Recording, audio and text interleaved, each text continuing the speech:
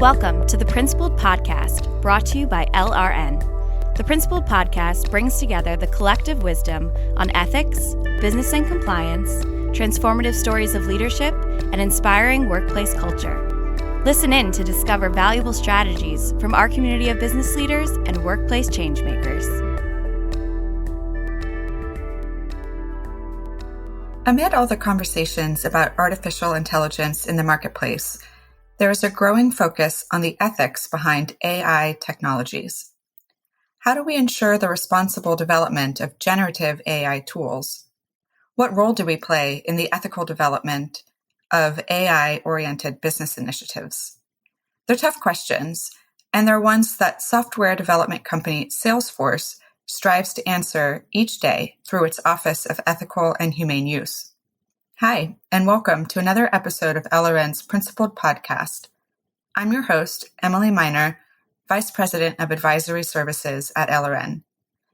Today, I'm joined by Rob Katz, Vice President of Product Management for Responsible AI and Tech at Salesforce. We're going to be talking about what ethical AI means in practice and how organizations can better integrate ethics into the development of their products, technologies, and services. Rob is a real expert in this space, having spent the last decade of his career leading ethical and global product management efforts for Salesforce as well as Amazon. Rob, thanks so much for joining me on the Principled Podcast. Hi, Emily. Thanks so much for having me today. So, Rob, let's start by talking about the Office of Ethical and Humane Use at Salesforce. What is the purpose of this office, and what is your role within it? Thanks, Emily, for that question. Salesforce created the Office of Ethical and Humane Use of Technology back in 2018, and it was at the direction of our CEO, Mark Benioff. Mark was asking himself how to deal with ambiguous and hard topics related to questions he was getting from our internal team, from our customers, from stakeholders, from policymakers about not just whether we can build a particular technology, but whether we should build a particular technology. So, for example, Salesforce was being asked whether or not our technology should be used to facilitate the sale and marketing of certain classes of weapons, firearms, ammunition online. Now, Salesforce is a customer relationship management software. It allows organizations to connect with their customers. And so some of our customers are businesses and organizations that sell a wide variety of things and market a wide variety of things to their clients, both direct to consumer as well as business to business. So if an organization wants to sell firearms and ammunition online, it's technically legal to do so in the United States. But Salesforce really was uncomfortable with this and, led by the Office of Ethical and Humane Use, created a policy that prohibited the use of our Commerce Cloud, which is it's what it sounds like. It's a e-commerce technology, and our Marketing Cloud, which is what it sounds like as well. It allows people to market products and services from being used to sell or market these kinds of weapons and ammunition directly to consumers in the United States. So that's the kind of ambiguous question that you might have to deal with inside of a large technology company like Salesforce. It's not just whether you can do it, it's whether you should do it. And there's a range of topics that we've covered inside the Office of Ethical and Humane Use over the years. Rob, I love the framing that you're using around whether we can versus should build something. That's a framework that we think about a lot at LRN, and I think many in the ethics and compliance space think about and frame what their organizations should be achieving. So, for example, there's been a marked shift in the ethics and compliance community away from telling employees what they can and can't do. So, here's your list of rules, but rather enabling employees to think about what they should and shouldn't do, which, really comes down to values and ethical principles. So it's a framework that I think it's really analogous, but within your specific context within the tech community. So I'm kind of taken by that framing. And, you mentioned it briefly, but to expand upon it a little bit, were these ambiguous questions, were they coming from within Salesforce, from your employees, or was it more a reaction to questions from your customers, or was it a bit of both? As far as the formation of the office, a lot of the initial questions that spurred the creation of the Office of Ethical and Humane Use of Technology came from employees. And this was a time when in 2017, 2018, a lot of employees inside of larger organizations, especially in the technology space, were asking hard questions about what their technology was being used for or not, and what they were building. And it's their responsibility to ensure that the technology they were building was used for the desired stated good purpose and not for something that was unintended. And it does, to your point, come down to values. So Salesforce has 5 core values, and they are, our number 1 value is trust, and our number 2 value is innovation. And so how do you build something that is trusted while also creating space for innovation? So it's not simply about saying no, and we're not going to do this, but rather how might we?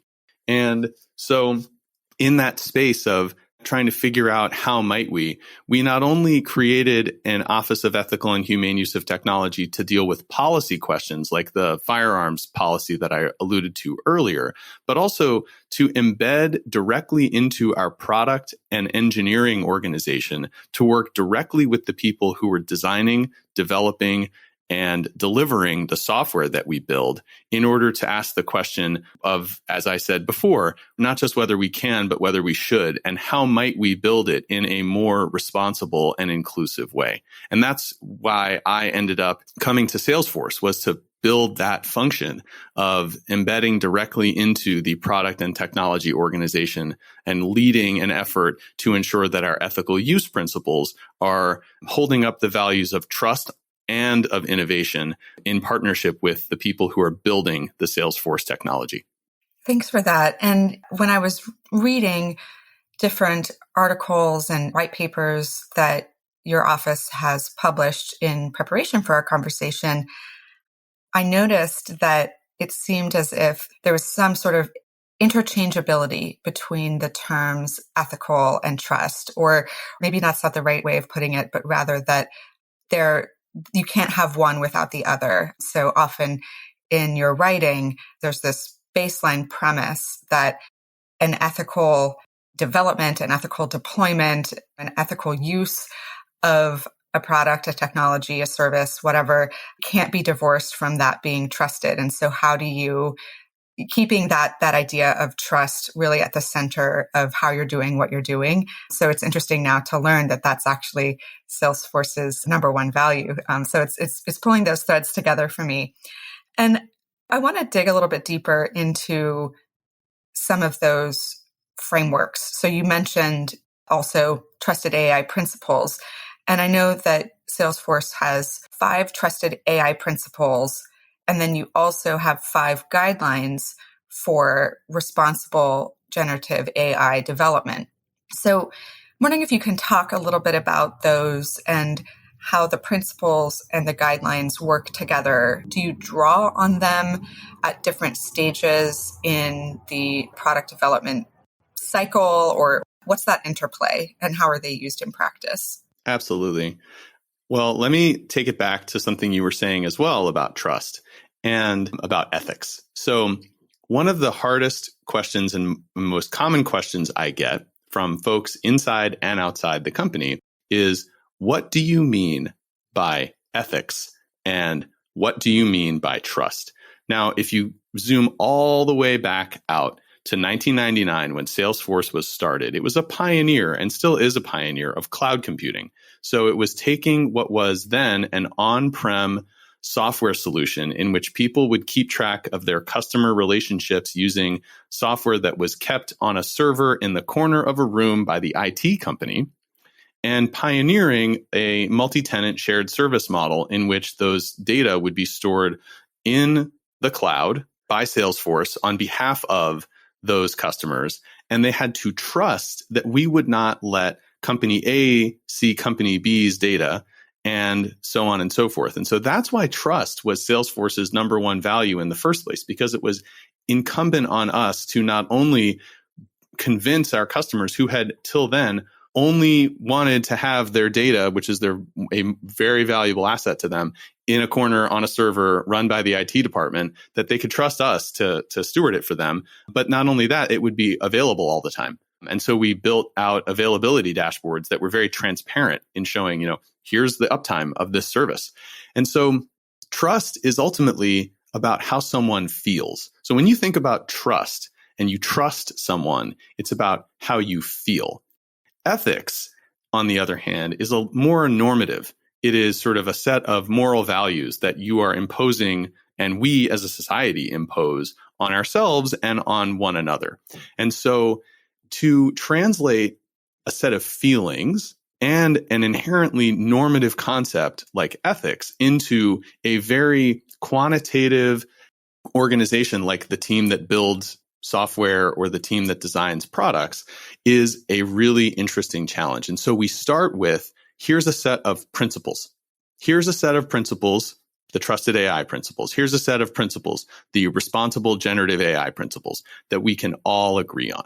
So responsible generative AI has to be accurate, honest, safe, empowering, and sustainable.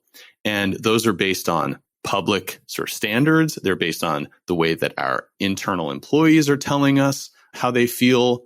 They're based on sort of emerging best practice.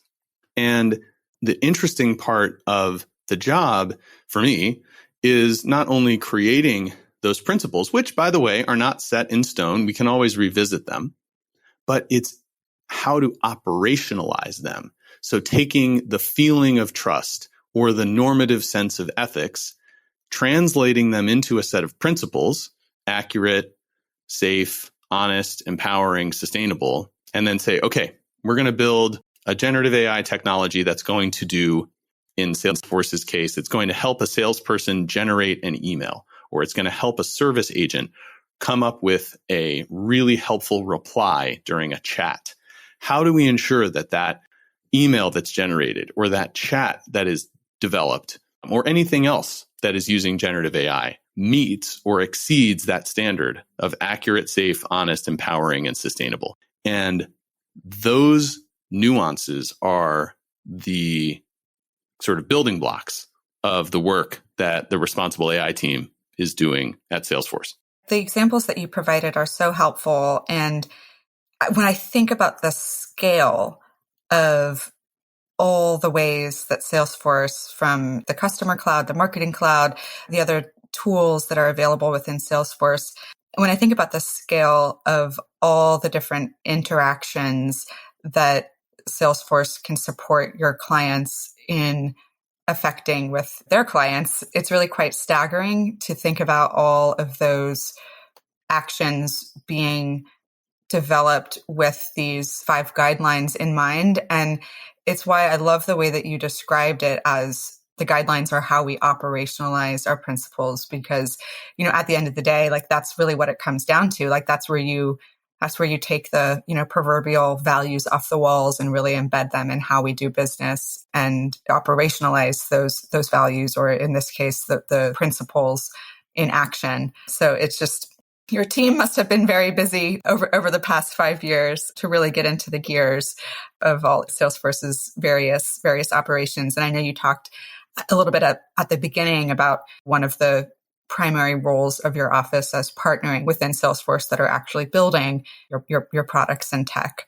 Well, on that, we stand on the shoulders of a lot of other teams as well. And so what's been really interesting and cool about this job is, yes, we're pioneering a new function of how to translate something normative like ethics into the technical nitty-gritty of designing, developing, and delivering software that helps companies sell, do customer service, market, handle analytics, communicate, all of the things that Salesforce does. And we're learning from best practices. So we learn from our own security team.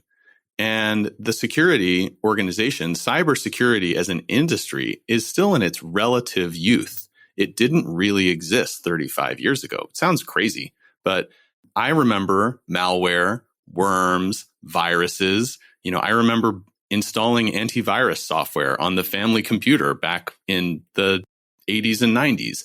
And we don't do that anymore as consumers for the most part, because cybersecurity has grown up to handle everything from threat detection to vulnerability identification and everything in between. And the reason that we've done that is that we've created the right set of principles around security and the right set of repeatable, scalable systems and processes. And I know that that sounds pretty dry, repeatable, scalable systems and processes. So forgive me for that. But that's actually where the rubber meets the road and you can do something at scale. When you come up with a set of principles for security or for privacy. And so we work really closely with our security team, with our privacy team, with our legal teams to ensure that everything that we're doing is in line with not only the letter, but also the spirit of the law.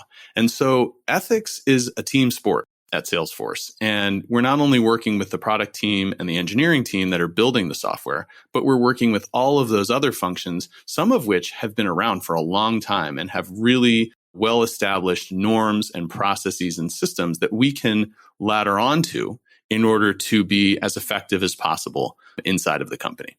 It's such a good call out, Rob, and the way that you put it about building on, standing on the shoulders of others and ethics as a team sport.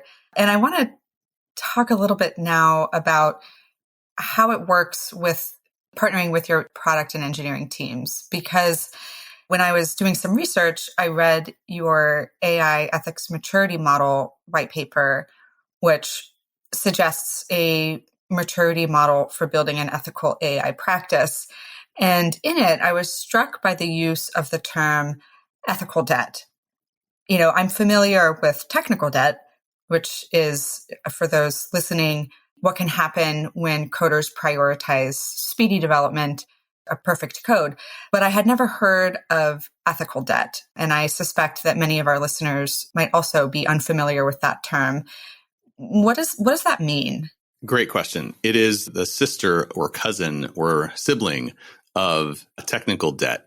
So when we are working closely with a product or engineering team, we will partner with them and all of their supporting cast, designers, researchers, marketers, competitive intelligence folks, everybody. It's a lot of folks to figure out what we should build, how we should build it, when we should build it.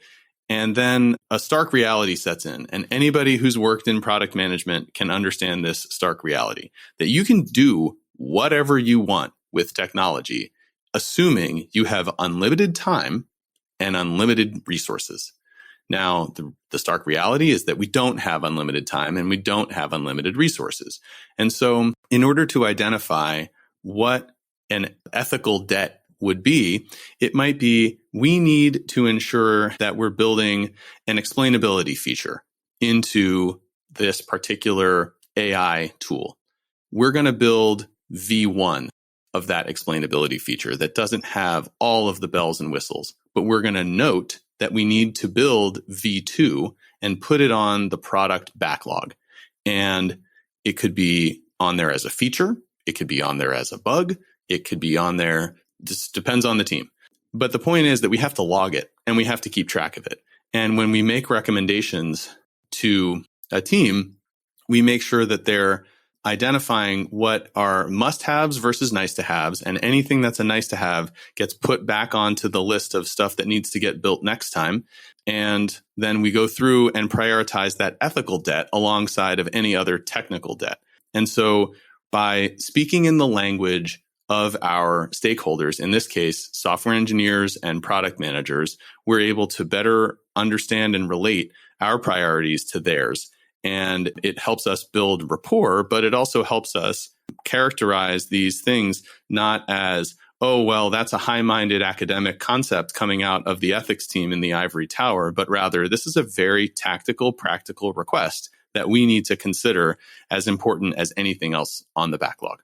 Thank you so much for that explanation of what ethical debt is. And I really appreciate what you said at the end about using the language of your stakeholders.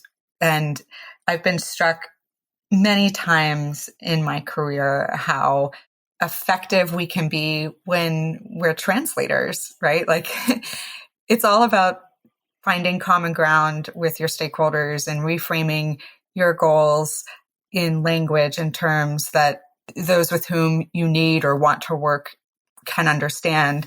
So it's just interesting to see how this is playing out within Salesforce. And it makes a lot of sense now when you describe it as ethical debt being the sibling of technical debt, and why that relationship framing makes sense.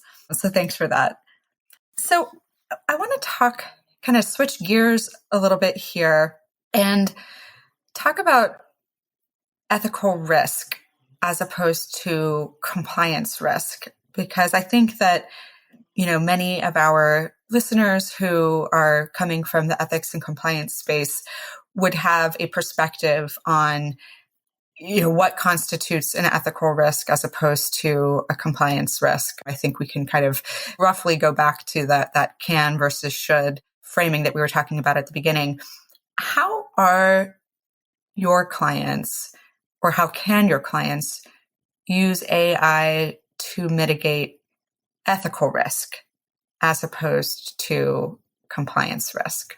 Are there any specific examples that you can point to kind of paint a picture for AI's potentiality there? A lot of times, the ethical risks may be a precursor to compliance risks that will be coming. So consider data privacy.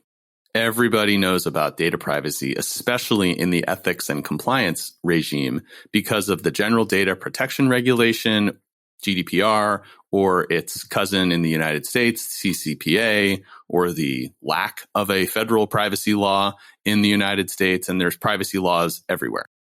Back in 2016, 2017, when data privacy questions were being raised, they were often being raised by people working in roles like mine about, should we be using these data for these reasons? What does it mean to take an approach of data ethics?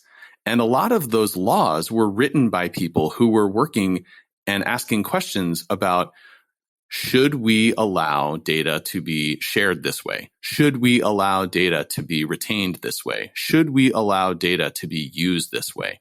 And so these data ethicists were shaping what ended up being a monumental law from a data privacy perspective that came with a large compliance burden. Organizations that were thinking about their data ethics best practices early on were in a much better place to comply with a law like GDPR or CCPA when the time came in 2018 for GDPR to go into effect. And I would argue that we're in a very similar place right now when it comes to AI, and particularly generative AI. Organizations taking a responsible AI by default approach. So they're coming up with a set of principles. Salesforce's principles are public. You can use them. Accurate, safe, honest, empowering, sustainable. Go for it. You can use your own. There's a number of different AI ethics principles out there. And there are public risk management frameworks. I would recommend the one built by the National Institutes of Standards and Technology. And if it's okay, we can link to that in the show notes. But it's a risk management framework that would allow an organization to identify effectively, and not to overuse the Wayne Gretzky quote, but where the puck is going.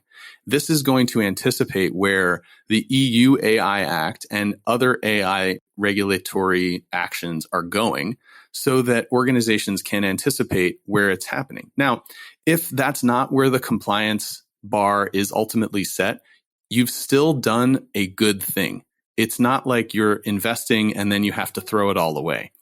Taking a responsible AI by default approach using a set of principles and a risk management framework like NIST's is going to help you set your organization up for success regardless. Because whether or not a regulator is coming and asking, are you compliant with this? Are you doing that? Show it, prove it, sign an audit that says so. It's actually just as important that you can show it to your internal stakeholders, like your employees or your customers, because we're increasingly being asked by our customers, how are you thinking about AI and data retention? How are you thinking about AI and bias prevention? How are you thinking about AI and auditability and explainability? And these are the kinds of things that, whether it's being asked by a regulator, by an employee, or by a customer, those are the kinds of questions that you can anticipate, that we can anticipate. And so as a result, it would be effectively saying, hey, an ethics approach or a responsible AI approach would anticipate where the compliance bar is going to be set. And it's not quite clear because the regulatory space is still up in the air. But I would argue that if data privacy is any indication of where things were going and where they ended up, we're going to go very similarly when it comes to regulation and generative AI in particular. And, and I think you've kind of answered my next question in your description there, because I was going to ask what you saw as the role of regulation with respect to AI and generative AI, perhaps specifically. So the role of regulation versus self-policing or self-monitoring. And I think what I'm taking away from what you just said is that the regulations will come. Maybe they're not here yet, or perhaps not explicitly enough yet.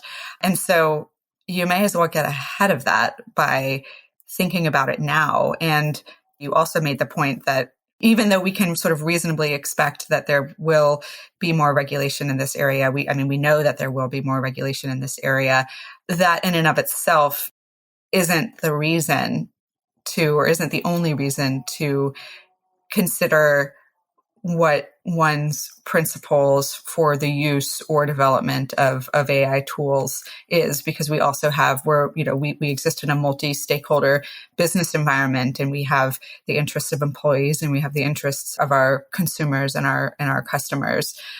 Is that a fair sort of summary of your stance on regulation versus self-policing? Regulation has a huge role to play here to ensure a fair and even playing field for everybody, and to ensure that we're also creating space for innovation. And so Salesforce would advocate for, and has been working on advocating for, a risk-based approach to regulation when it comes to AI, which is to say, there are really, really important things to focus on when it comes to protecting people and fostering innovation. We should focus on the most high-risk applications that could cause significant harm or that could impact individuals' rights and freedoms. So thinking about consequential decisions, and we have published an AI acceptable use policy that actually outlines this in detail. It's the first enterprise company, we believe we're the first enterprise company to have an AI acceptable use policy. We're recording this episode in October of 2023. So by the time someone might be listening to it in a few years, potentially other organizations will have done this as well. For a company like Salesforce, our acceptable use policy governs how our customers can and can't use the software. And to put out an AI acceptable use policy, which we can link to in the show notes, says, here are the things that you can and can't do with our AI. So for example, you can't use it to make legal, financial, or medical decisions. But you could use it, if you were a lawyer, to summarize all of the client notes. But it would not be usable to actually advise the client. Similarly, you could use it as a doctor potentially to, if it were compliant with the appropriate regulations in the United States, that would be HIPAA. And if it were handling personally identifiable health information, PHI, in an appropriate way, so two ifs there. But you could use it to summarize notes from a shift in the emergency room. I have a good friend who's an ER doctor, and she is often stuck at the hospital very late after her shift is over, writing up her charts. And what if that would be a great way for generative AI to augment a human being, a highly trained human being, so that doctor or lawyer or financial advisor could focus on what a human being does best, which is to apply judgment and to express empathy with other human beings, and not to summarize all of the notes from a long shift in the ER or all of the notes from a day's worth of legal consultations or financial consultations. So there's opportunities for AI to really augment what humans do best, but we want to ensure that it is regulated so that AI is not taking the place of the judgment that is necessary, especially in consequential decisions. Does that answer the question around the role of regulation? It does. And it makes me think about something I read a number of months ago that I think it's such a perfect and terrible case study of these risks that you're highlighting, and particularly those with consequential decision making. And so what I'm referring to is the National Eating Disorder Association replaced their human staff that monitored.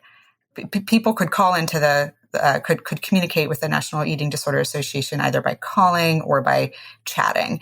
And they replaced their human chat staff with a generative AI tool that actually ended up offering really counterproductive and dangerous advice to those that were chatting in. So, for example, telling them to count their calories and to the benefits of calorie deficits and how you can measure your body fat and where can you buy the tools that will help you do so. As you can, we can all see, obviously, incredibly counterproductive and dangerous for people that have eating disorders.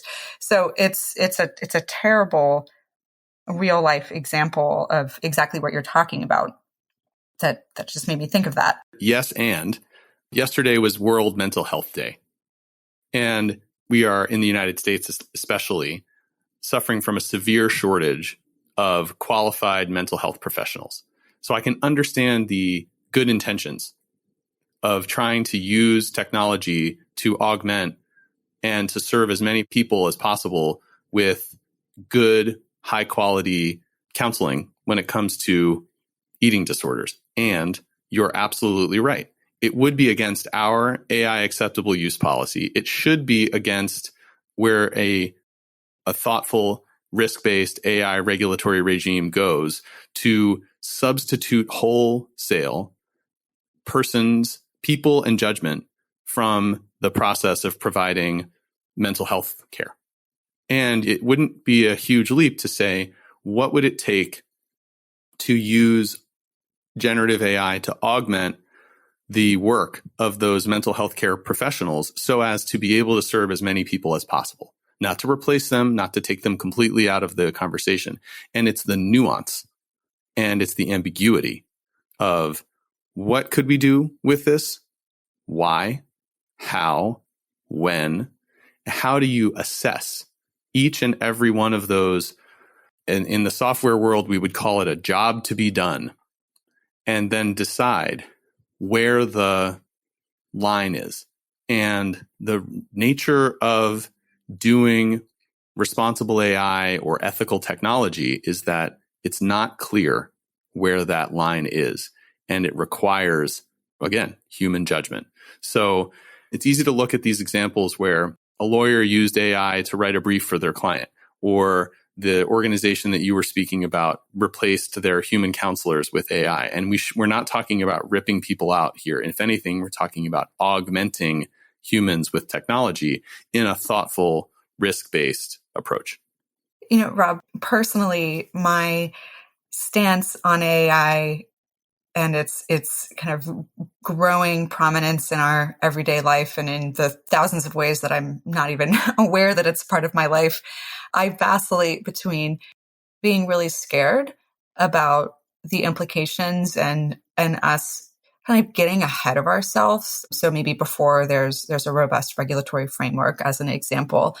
So I oscillate between being scared about those potential implications and then at the same time recognizing the really beneficial power that the use of AI can have on our society. So such as, you raised such a good example of the severe lack of mental health resources in the United States. And so I guess it just gives me great comfort to hear you describe Salesforce's perspective of AI as augmenting or empowering humans as opposed to replacing them, because, of course, that's another fear that many have. Will AI take my job? But it just, anyway, it gives me great comfort to recognize that there is a middle ground here, and it's not all or nothing. And while still recognizing and appreciating where that line is vague. But I think that goes back to what we were talking about at the beginning, the need to have principles that govern the way that we operate in these gray areas, and multi-stakeholder discussions on where the line is and how that might change depending on the circumstance or the job. So I leave this conversation feeling really hopeful. Me too. I'm an optimist when it comes to this. And it's really strange sometimes. People say, you're an optimist, but you work in responsible AI. How could you possibly be optimistic? Look at all of the doomsday stuff in the news. And we're still very much in the early days of what AI can and will be doing. And these calls to pause or stop are unrealistic. The toothpaste is out of the tube. It's not going back in. And to think about rather how we build, deploy, ultimately augment human beings' work. And I live in a world of enterprise software, so it's all about augmenting human beings' work, right? With these tools to make work better and less boring, and to eliminate drudge work. I'm going to go on vacation. When I come back from vacation, I would love to use generative AI to summarize all of the conversations that happened in my chat application. At Salesforce, we use Slack. And if it can summarize what happened in that channel, then it saves me a huge amount of time and allows me to be more productive and to make that work more fun. And there's a lot of opportunities like that. If we focus on what those opportunities are, while also being clear-eyed about where the risks lie with respect to bias, toxicity, safety, data privacy, and to be careful about what we're doing, then it gives us an opportunity to harness the power of AI while mitigating the risks of it. And ultimately, I feel very fortunate because I get to work on this topic every day with wonderful people who care and who care about what we're building for our customers and for society, but who also are going to take an eye of optimism toward it as well, which is we want to go build something that wouldn't have been possible otherwise. And we want to be able to look back in the future and say, we're proud of what we built. And the sad truth is that there are a lot of people out there in the technology space who are looking back today in 2023 at what they built in 2012 or 2013 or 2014 or 2015 and saying, I'm not sure we should have done that. And I think that the rise of responsible AI and responsible tech is in response to that question of, I'm not sure we should have done that in retrospect. And being thoughtful and mindful about everything is a great place to start. Rob, thank you so much for giving us a peek into how Salesforce is thinking about the ethics of AI and of responsible AI. Like I said, it really, you're giving me a lot of hope and also optimism. So I appreciate that. And I also want to put a +1 on the AI to summarize my inbox and my chats after coming back from vacation, as I was out last week. So I've spent the past few days digging myself out of that. That would have been really helpful to have a summary. But let's end our conversation on this note of optimism. And thank you for joining us and spending time. Sounds good. Thank you so much for having me. And I'll look forward to talking again soon. My name is Emily Miner, and I want to thank you all for listening to the Principled Podcast by LRN. We hope you enjoyed this episode. The Principled Podcast is brought to you by LRN. At LRN, our mission is to inspire principled performance in global organizations by helping them foster winning, ethical cultures rooted in sustainable values. Please visit us at lrn.com to learn more. And if you enjoyed this episode, subscribe to our podcast on Apple Podcasts, Stitcher, Google Podcasts, or wherever you listen. And don't forget to leave us a review.